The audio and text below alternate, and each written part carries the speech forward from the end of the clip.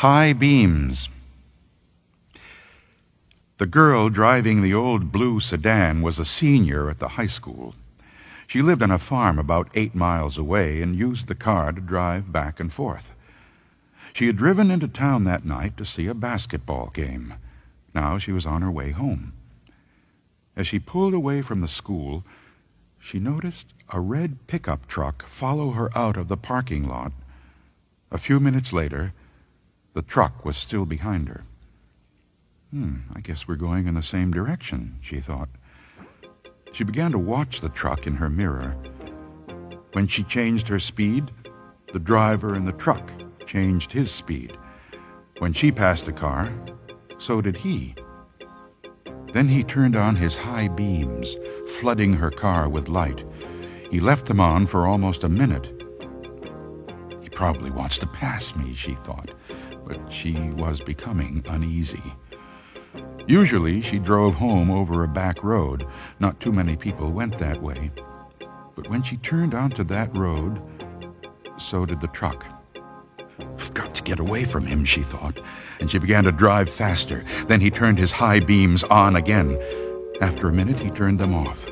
Then he turned them on again and off again. She drove even faster, but the truck driver stayed right behind her. Then he turned his high beams on again. Once more, her car was ablaze with light. What is he doing? She wondered. What does he want? Then he turned them off again. But a minute later, he had them on again, and he left them on. At last, she pulled into her driveway, and the truck pulled in right behind her. She jumped from the car and ran to the house. "Call the police!" she screamed at her father. Out in the driveway, she could see the driver of the truck. He had a gun in his hand. When the police arrived, they started to arrest him, but he pointed to the girl's car. "You don't want me," he said. "You want him." Crouched behind the driver's seat, there was a man with a knife. As the driver of the truck explained it, the man slipped into the girl's car just before she left the school. He saw it happen, but there was no way he could stop it. He thought about getting the police, but he was afraid to leave her. So he followed her car. Each time the man in the back seat reached up to overpower her, the driver of the truck turned on his high beams.